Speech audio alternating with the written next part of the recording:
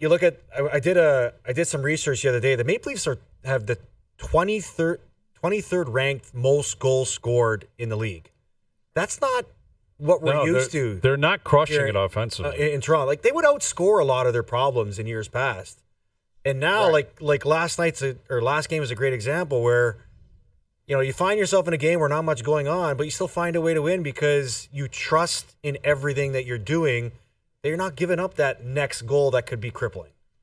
With Carlo Koliakovo, and you look at Marner's season and how defensively sound he is, how smart he is, the numbers he's putting up.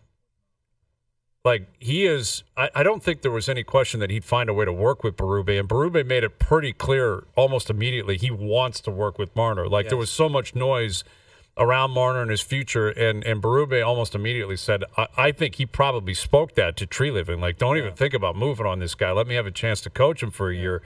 But the fact that he's so comfortable playing a different system, playing maybe a defensively sound game first, and yet still putting up points, I think that speaks to his all-around game and the IQ that he's got. Well, that he's not like uncomfortable, where Matthews looks uncomfortable at times.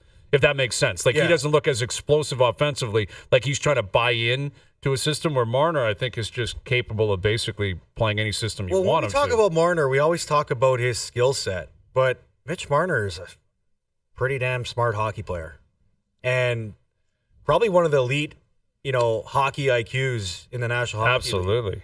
And we're seeing that now because, I've talked to some of the coaches throughout the year, and the glowing praise that Marner continues to get from this coaching staff about how good he is, not just because he's skilled, but how good he is because he can be trusted to play any position or any role that you want him to play. And I think that's what's impressing the coaching staff even more this year in a new system is that he's still a guy, plays the most minutes of every forward, accepts a defensive responsibility, one of their top penalty killers out there, obviously one of their top point producers. I think with Matthews, you talked about how he looks like he's struggling in the system. I think maybe you see that struggle because I don't think he fully has 100% confidence in his health right now. And he's still, he's missed some time. They want to make us believe that it's something that's not going to get worse, and I believe that. But if he's not feeling like himself, there's a trust thing there too. And I don't see that trust issue or factor with Marner. If anything, I see a lot of confidence. Absolutely. So then with all of this, and I don't want to I don't want to bring it up every week, but it's like, okay, this guy just continues to chip away no matter what is thrown at him. Like, do we just not bring up the contract, or is it just same thing like Colorado? Like Rantanen, and we don't hear noises out of Colorado, like what are they doing with Rantanen or whatever. Like, those are two elite players that are free agents next year because they don't have a contract for next season. So is it just, I believe, is it just assumed that it's been kicked, the can has been kicked down the road, or, what do you make of that, Carlo? For Marner. Yeah. Yeah, I mean, I think we have a good assumption as to where this contract's going to land. It's probably going to be north of $12 million. That's a pay raise. It's below Matthews. Now, I know Colorado people have speculated that they want McKinnon's contract to be the internal cap that teams like to use. People have suggested that the Leafs want Matthews' number to be the internal cap, but can you blame either one of these guys if they feel like they want to get paid more? Well, you can ask for whatever you want. You can ask for whatever you want. Yeah, it's a matter of who's going to give it to you. Right. So are you going to win? Yeah, are you going to win? Exactly. Right, and I think for Marner, that needs to come in. I don't know. It's kind of almost more for sure. It's almost kind of better that it has been quiet around him because he's been playing unreal. Because he's performed and the team has won. Right. Too, right. Like there's a lot of positive kind of vibes around the team right now. With Carlo Koliakovo in studio. First up, 6 a.m. to 10 a.m. Monday through Friday right here on TSN Radio. Oilers Wild tonight. We were talking about this with Ryan Callahan earlier this afternoon. Are the Wild a legit cup contender, in your opinion, or just a team that's been red hot through 28 games? Well, what's the recipe you need to be a cup contender? You need elite goaltending. You need a stud defenseman, and you need a star forward. Minnesota has all that. Gustafsson, Noodles. You could probably. He's been unreal.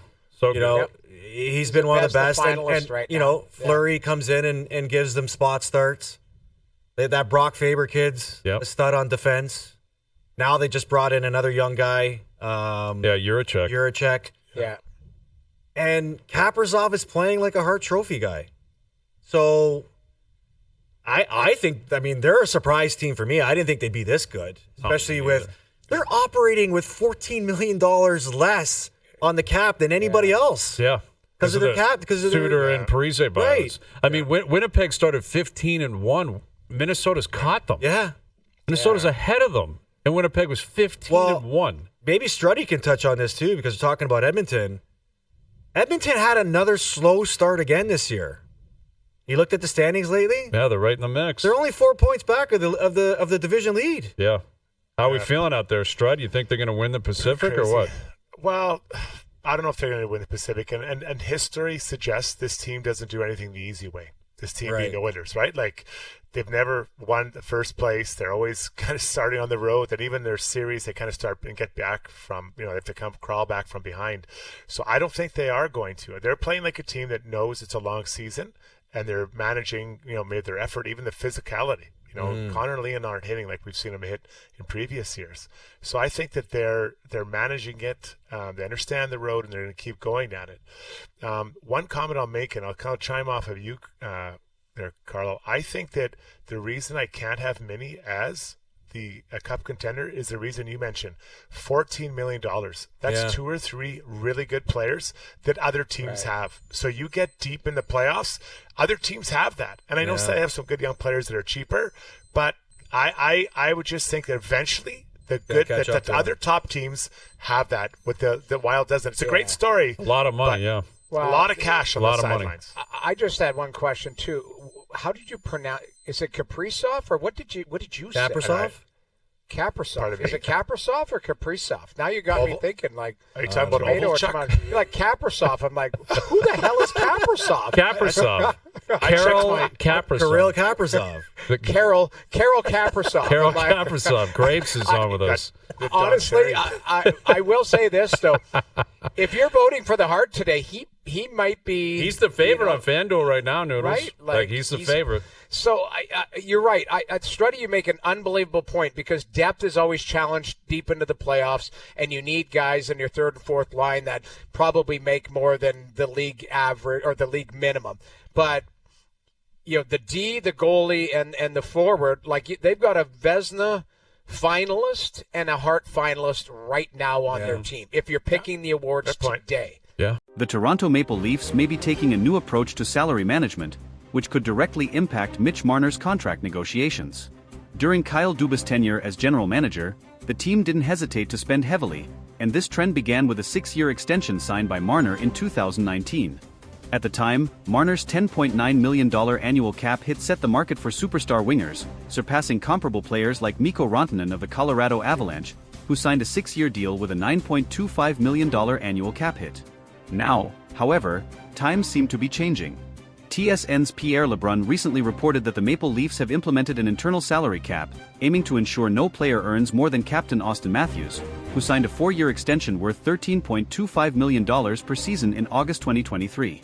The team's primary concern revolves around Marner's agent, Darren Ferris, who, according to Lebrun, might push for a percentage of the total salary cap instead of a fixed dollar amount. This could result in Marner's cap hit exceeding Matthews' $13.25 million, conflicting with the Leafs' new financial strategy. Ferris is known for driving negotiations to the limit, often taking his clients to free agency. This raises fears that discussions between Marner and the Leafs could drag on until July 1st, giving Marner and his camp all the leverage in negotiations. Another complicating factor is the rising market. Lebrun noted that Mikko Rantanen believes he could secure $14 million per season as a free agent. This sparks the question, could Marner demand even more? And would Ferris take that gamble, knowing the Leafs might opt to move on and sign another player? Marner has made it clear on multiple occasions that Toronto is where he wants to be. As a local player with deep ties to the city, he's expressed his desire to spend his entire career wearing the blue and white of the Leafs. However, staying with the team may require him to accept less than market value, especially if the front office remains committed to its new salary structure. Such a sacrifice could be vital for the team's collective success and to avoid financial issues that have plagued the recent past. While negotiations are still in the early stages, it's evident that Marner's future with the Leafs is at stake. Maple Leafs fans may need to prepare for the possibility of significant changes, but they can also trust in the player's commitment to the city and the franchise to find a compromise. The Maple Leafs' decision to implement an internal salary cap reflects a broader shift in their team-building philosophy. After years of prioritizing top-end talent with hefty contracts, the organization appears determined to strike a balance between superstar contracts and depth throughout the roster. This strategy aims to avoid the pitfalls of past seasons, where a lack of financial flexibility often left the team vulnerable in critical playoff moments. For Mitch Marner, this shift creates a unique challenge. On one hand, his value to the Leafs is undeniable. A consistent top scorer and elite playmaker, Marner has been instrumental in driving the team's offense. On the other hand, his ability to command a salary that rivals or exceeds Austin Matthews could put the Leafs in a difficult position, especially with a potential need to strengthen other areas of the roster. As the 2023-24 season progresses, the Leafs must weigh the potential consequences of sticking to their cap philosophy. Losing a homegrown talent like Marner would undoubtedly sting for fans and the organization alike. However, allowing one player to dictate financial terms beyond the team's structure could hinder long-term success and force painful sacrifices elsewhere. Adding to the complexity is the looming free agency of William Nylander. If the Leafs are to stick to their internal salary cap, they may also face challenges in retaining Nylander, who could command a significant raise. Balancing contracts for both Marner and Nylander within the new framework could prove to be the ultimate test for Toronto's management team. Another factor at play is the team's ultimate goal, winning the Stanley Cup. While star players like Marner and Matthews are crucial, history has shown that depth and balanced rosters often prevail in the postseason. If the Leafs fail to manage their finances effectively, they risk falling short of building a championship-caliber team, even with elite talent. For Marner, the decision to stay with the Leafs might come down to more than just dollars. His connection to the city, the fans, and his teammates could be deciding factors. If he prioritizes legacy and loyalty over maximizing earnings, there's a strong possibility that he'll work with the team to find a deal that benefits both parties. Negotiations will also test Darren Ferris, known for his hardline tactics in securing lucrative deals for his clients. While pushing for top dollar is expected, Ferris may need to weigh the risks of alienating the Leafs management and fanbase. A prolonged stalemate could damage Marner's relationship with the team and its supporters. The Leafs management, led by general manager Brad Treliving, faces a pivotal moment. Treliving's reputation as a negotiator and team builder will be on full display as he navigates this high-stakes scenario. Striking the right balance could solidify his tenure in Toronto, while a misstep might set the team back for years. For Maple Leafs fans, the coming months will be filled with anticipation and uncertainty. Marner's future, along with the team's ability to stay competitive under financial constraints, will likely dominate conversations as the season unfolds. Supporters can only hope that the team's new approach leads to greater playoff success and, ultimately, the elusive championship. In the end, the outcome of these negotiations could redefine the Maple Leafs' identity for years to come. Whether it results in retaining Marner or reshaping the roster, the team's commitment to an internal salary cap signals a clear focus on long-term sustainability. Fans will be watching closely, hoping for a resolution that keeps the team's core intact and their championship dreams alive. As the negotiations with Mitch Marner progress, another layer of complexity is added by the external competition in the NHL market. Teams with more cap space and fewer restrictions could easily present lucrative offers to Marner if he reaches free agency. The Leafs are not only negotiating with Marner but also indirectly competing with other franchises willing to outbid them for his services. One example of this is Mikko Rantanen, whose potential $14 million value on the open market highlights the growing demand for elite wingers. If Rantanen secures such a deal, it could set a precedent that Marner's camp would use as leverage. The Leafs, however, must remain disciplined, as breaking their internal salary cap for Marner could lead to similar demands from other key players down the line. The looming specter of free agency means the Leafs have a limited window to strike a deal. If negotiations drag on into the off-season, the leverage shifts heavily in favor of Marner and his agent. Darren Ferris, known for his strategic patience, could use this to push for maximum value, putting even greater pressure on the Leafs management to make a decision. This scenario also places significant pressure on head coach Sheldon Keefe. Managing a team amid ongoing contract uncertainty can disrupt chemistry and focus. Keefe will need to ensure that the team remains united and focused on their performance, even as the media and fans speculate about Marner's future. Meanwhile, the Leafs core group, including Austin Matthews, Morgan Rielly, and John Tavares, will likely play a role in influencing Marner's decision. The camaraderie among the players and their collective drive for a championship could persuade Marner to accept a deal that aligns with the team's financial structure.